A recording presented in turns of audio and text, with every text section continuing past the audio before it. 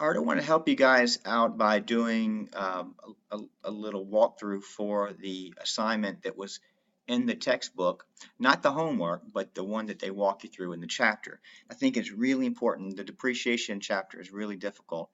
You really need to walk through every step in the practice data set before you do the homework data sets, or else you're going to end up finding yourself spending a lot more time. Sure, it'll take more time to go through the practice in the chapter than to just go straight to the homework, but then you may spend so much time on your homework that you end up spending way more time and you're frustrated.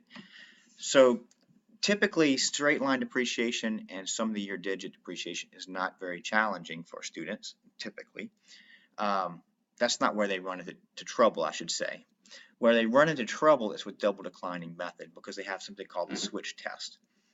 Notice that with the double declining method, we want to depreciate the entire cost all the way down to salvage value. So our accumulated depreciation needs to get us all the way down to 25,000 because there's zero salvage value. So cost minus accumulated depreciation gives you the salvage value.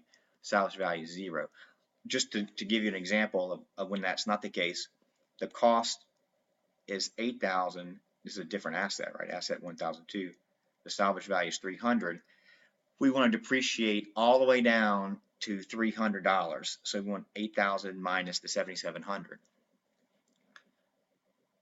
So that would get us down to salvage value of 300. Here in asset 1001, there's zero salvage value, so we're going to depreciate the entire thing.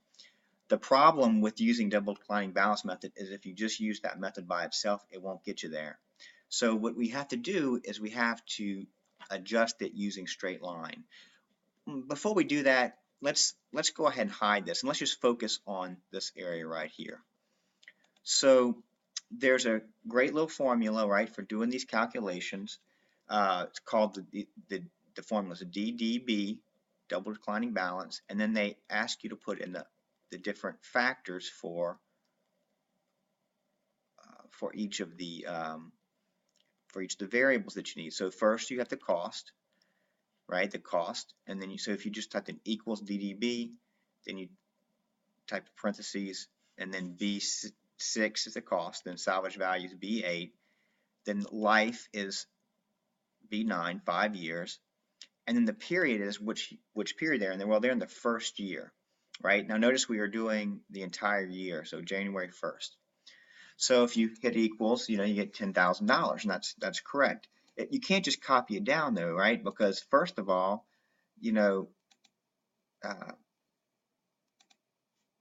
have to make sure that well, first things first, let's say if you just type this in, you wouldn't have absolute cells. So you need to make sure you have absolute cell references. So if we typed in equals DDB, and then I typed in, cost, comma, salvage value, comma, estimated useful life, comma, first year, that would be the right thing. But then if we copied it down, it wouldn't work because we didn't type in the cell references as absolute. So we would need to put the absolute reference in each of these, and then then it would work.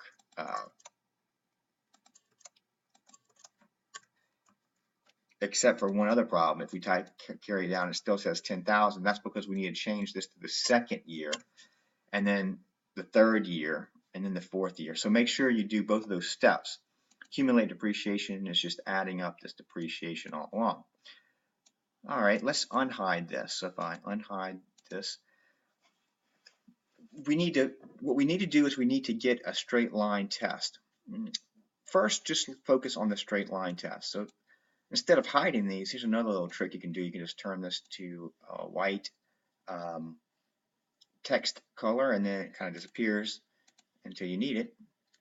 And then we want to do the straight line method. Now, you've done the straight line method before in a previous problem, probably, if you've gotten to this point. If not, go ahead and do the straight line depreciation method part of the chapter, and then come back to this right here and look at this. This is really focused on the double declining balance method. So hopefully you've done that. So when you do the straight line method for the first year, it's just like you always did it. Now straight line method, as you know, is 5,000 for each year, but we want the straight line depreciation as for the remainder of the book value, the remaining life of the book value. So in other words, this would be 5 years, total book value 25,000. This would be a new straight line, as if you're starting straight line from scratch. You want to know the straight line for 25,000 minus 10,000. You want to know the 15,000, and then you want to know over the remaining life, which is not 5 years anymore, but 4 years. So we'll have to change this a little bit. So instead of doing the straight line method using the cost as 25,000, I'm going to do the cost of 25,000 minus the accumulated depreciation. For the salvage, that won't change. You don't have to worry about that. But for the life, I need to use 5 years minus 1. So I want to just do 4 years. And then you would do the same thing for each of these. So the cost again would be the 25,000 minus the accumulated depreciation to that point. Salvage is never going to change. The life is now minus 2, and here the life is minus 3. So we're getting the salvage value. I'm sorry, the straight line method for the remainder of the asset's life. So it's a little bit different from the straight line work that you did before, because this is for a test that we're doing. This is not strictly for using straight line depreciation, but for this test. Then the next column is the switch. So all this switch is going to do is just tell us, all it's really here for us is to tell us if to put an X here or not. So I want to compare this number to this number, straight line depreciation versus double declining depreciation. If straight line is bigger, we put an X there. So we're going to use an if-then statement. So if the test is if straight line is E12 is greater than B12, if that is true, then put an X there. Well, it's not true, right? It's only 5,000 to 10,000. So what do you do if it's false? If it's true, then put an X, else put a dash. So that this is an if, then else. So if it's true, do this, else it's false, do this. So you notice the same thing here. This is not greater than that, so you put a dash. Not greater than that, so you put a dash. Oh, you get down to here, when this becomes greater, you put an X. That's all the switch column does. That's all it does is just put an X or a dash. You got to get used to using those if-then statements. They're really, really helpful and useful for you. You'll find a million things you can do with them. This is going to just compare. All we're looking with in this column is to see if there's an X here. If there's an X, then we're going to take the straight line. If there's not an X, we're going to take the double decline balance, right? So that's all this does. But notice we get here, and it kind of changes a little bit. And the reason is that as soon as we switch over, we want to keep using that 2,700. You know, whatever the straight line is. So as soon as we switch from using this depreciation, we're switching over. We're going to use this now. You don't want to continue using the different numbers. You want to stay with whatever you switched over. So you want to keep that switch over. So that's what this if-then statement does. It's called a nested if-then. It's saying if there's an X, then use G12. If there's an X, then use G12, right? So if there's an X, then G12. If not, then if 13 is an X, then use E13. If not, use B13. So it doesn't matter because there's no X there, so you don't have to worry about it, right? You just say, if there's an X, well, no, there's no X, so we end up using this. You get down to here, and when it finally does switch over, this just says continue. That if-then statement in the middle says if this is greater than this, then use this, and then it gets down to here, it says if this is greater than if this is greater than this, then continue to use the 2700. So that nested if-then statement, it looks kind of complicated, but you kind of have to read through it logically.